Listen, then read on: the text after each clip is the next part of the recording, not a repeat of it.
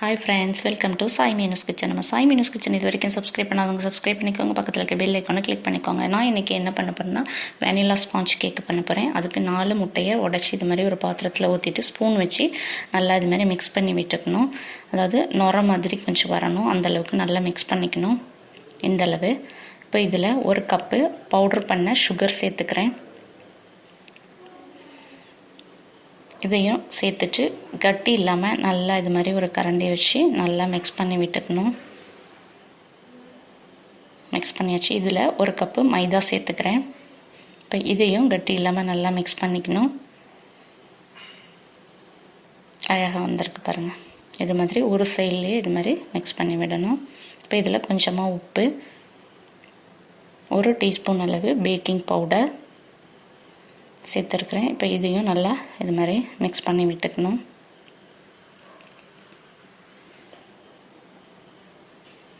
இப்போ இதில் பட்டரை மெல்ட் ஆக்கி ஊற்றிக்கிறேன்.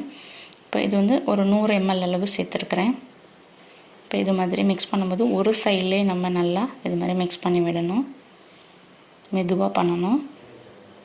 இப்போ இதில் ஃப்ளேவருக்கு வேனிலா எசன்ஸ் சேர்த்துக்கிறேன். 1 ஸ்பூன் சேர்த்துருக்குறேன். இப்போ இதையும் நல்லா மிக்ஸ் பண்ணி விட்டுக்கலாம்.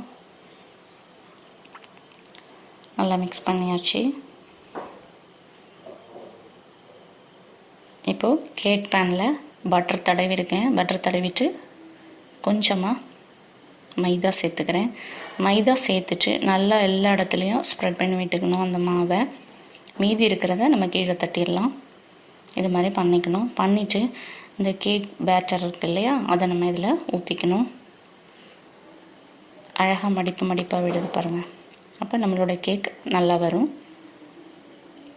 இப்போ இது மாதிரி லைட்டாக தட்டி விட்டுக்கணும். தட்டி விட்டுட்டு நம்ம அடுப்பை ஆன் பண்ணி குக்கர் வச்சுட்டு கொஞ்சமாக உப்பு வச்சு ரிங் வச்சுருக்கிறேன். இப்போ அதுக்குள்ளே இதை வச்சுட்டு குக்கரை மூடி போட்டு மூடி இருக்கிறேன். சிம்மில் வச்சு ஒரு 40லேருந்து 45 நிமிஷம் நம்ம வச்சுக்கணும். இது இருக்கட்டும். இந்த டைமில் நம்ம க்ரீம் ரெடி பண்ணிக்கலாம். 200 ml டால்டா எடுத்துருக்கிறேன். இப்போ அதை இது மாதிரி கரண்டி வச்சு நல்லா பீட் பண்ணி விட்டுக்கணும். அது ஃப்ரிட்ஜில் 1 மணி நேரம் வச்சுட்டு எடுத்துருக்கிறேன். அந்த கூலிங்கோடைய இது மாதிரி பண்ணும்போது நல்லா கெட்டியாக அழகாக வரும் நம்மளுக்கு. இப்போது கேக் ரெடி ஆயிடுச்சான்னு பார்ப்போம். நல்லா வந்திருக்கு பாருங்கள். இப்போ இது மாதிரி ஒரு குச்சி வச்சுட்டு நம்ம வெந்திருக்கான்னு பார்க்கலாம். ஒட்டவே இல்லை பாருங்கள், அழகாக வந்திருக்கு. நம்ம அடுப்பை ஆஃப் பண்ணிக்கலாம். இதை மாற்றிக்கலாம். நம்ம சூப்பராக வந்திருக்கு பாருங்கள். இப்போ ஒரு பிளேட் அது மேலே வச்சுட்டு அப்படியே திருப்பி போட்டுக்கலாம். திருப்பி போட்டு இது மாதிரி ஒரு 2 தட்டு தட்டணும். தட்டிட்டு அதை எடுத்தோன்னா அழகாக வந்துடும். சூப்பராக வந்திருக்கு பாருங்கள். ஒட்டவே இல்லை பாருங்கள். இதில் நம்மளோட கேக் ரெடி ஆயிடுச்சு. இப்போ நம்ம க்ரீமுக்கு ரெடி பண்ணிக்கலாம். எடுத்து வச்சுருந்தோம் இல்லையா டால்டா, அதை இது மாதிரி நல்லா பண்ணி விட்டுக்கணும். நல்லா க்ரீமியாக வரும். இப்போது இதில் சேர்க்குறதுக்கு 1 கப் சுகர், பவுட்ரு பண்ண சுகர் எடுத்துருக்கிறேன். அதை நல்லா இந்த கப்புக்கு 1 கப் எடுத்துருக்கிறேன். நல்லா ஜல்லடை வச்சு சளிச்சிக்கணும். இப்போ இதில் 2 டேபிள் ஸ்பூன் அளவு கார்ன்ஃப்ளவர் சேர்த்துருக்குறேன். இப்போ இதையும் நல்லா ஜலிச்சு எடுத்துக்கணும். ஜலிச்சாச்சு. இப்போ இதை ஒரு ஸ்பூன் வச்சு நல்லா மிக்ஸ் பண்ணி விட்டுக்கணும், சுகரையும் கார்ன்ஃப்ளவரையும். இப்போ அதில் பாதி இதை எடுத்து நான் அந்த டால்டாவில் சேர்த்துக்கிறேன். சேர்த்துட்டு நல்லா நம்ம மிக்ஸ் பண்ணி விட்டுக்கணும் இதை. இப்போ இதில் கொஞ்சமாக கலருக்கு கேசரி பவுடர் இருக்கு இல்லையா, அது கொஞ்சமாக நான் சேர்த்துருக்கேன். நீங்கள் ஃபுட் கலர் இருந்துச்சுன்னா அது சேர்த்துக்கோங்க. இப்போ அதை நல்லா மிக்ஸ் பண்ணிவிட்டேன். மீதி இருக்கிற சுகரையும் நான் இதில் சேர்த்துக்கிறேன். சேர்த்தாச்சு.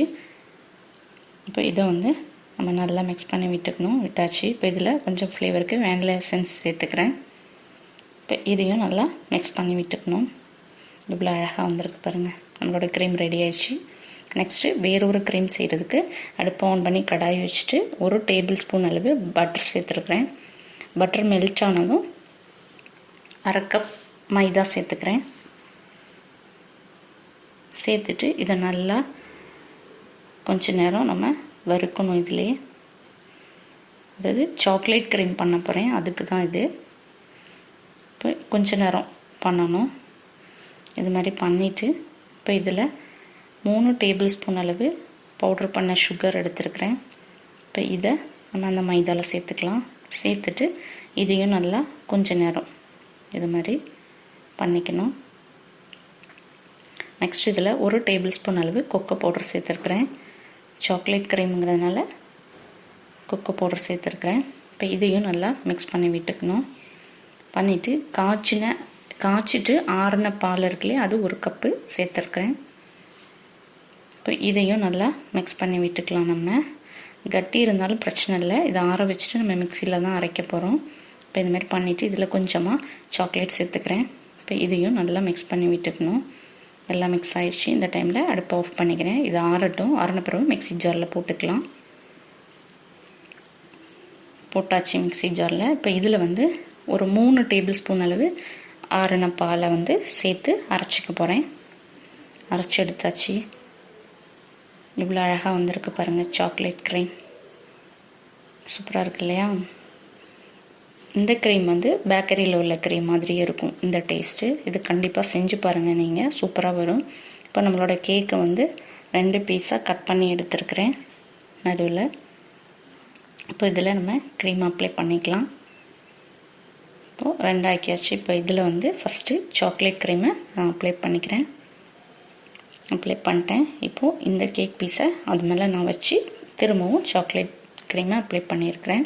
இந்த பிளேட்டில் வச்சு தான் பண்ணிவிட்டு இதில் மாற்றிக்கிட்டேன். மீத க்ரீம் உள்ளே இருக்குது. இப்போ இந்த க்ரீமை அப்ளை பண்ணும்போது இது மாதிரி ஒரு அட்டையை எடுத்துகிட்டு நம்ம அப்ளை பண்ணிவிட்டு மேலே இது மாதிரி தடவி விட்டோம்னா அது அழகாக எல்லா இடத்துலையும் சூப்பராக வந்துடும். இப்போது இந்த க்ரீமுக்கு ஒரு கோன் ரெடி பண்ணிவிட்டு அதுக்குள்ளே வச்சுருக்கிறேன். இது நானாக ரெடி பண்ணேன். இதை டிசைன் பண்ணிட்டு உங்களுக்கு காமிக்கிறேன். இது ஃபஸ்ட் டைம் தான் இந்த டிசைன் நான் பண்ணுறேன். நல்லா வந்திருக்கா சொல்லுங்கள் எப்படி இருக்குன்ட்டு. எனக்கு ரொம்ப பிடிச்சிருக்கு. மீது உள்ள க்ரீம் இருக்குது, அதை நம்ம ஃப்ரிட்ஜில் எடுத்து வச்சுக்கலாம். இப்போது வச்சுட்டு அதுக்கு செரி எடுத்து மேலே வச்சு டெக்கரேட் பண்ணியிருக்கிறேன். என்னோடய பொண்ணோட பர்த்டே இன்றைக்கி, அவளுக்காண்டி நான் இது பண்ணியிருக்கிறேன். எப்படி நல்லா இருக்கான்னு சொல்லுங்கள். எனக்கு ரொம்ப ரொம்ப பிடிச்சிருக்கு, அவளுக்கும் ரொம்ப பிடிச்சிருக்கு. இதே மாதிரியே நீங்கள் செஞ்சு பாருங்கள், உங்களுக்கு ரொம்ப பிடிக்கும். இப்போது என் பொண்ணு வந்து பர்த்டே கேக் கட் பண்ண போகிறா. அவளோட 11th பர்த்டே இது. அழகாக இருக்குது பாருங்கள்.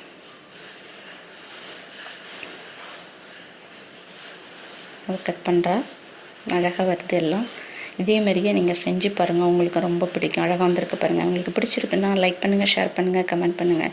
ஓகே ஃப்ரெண்ட்ஸ், பாய்.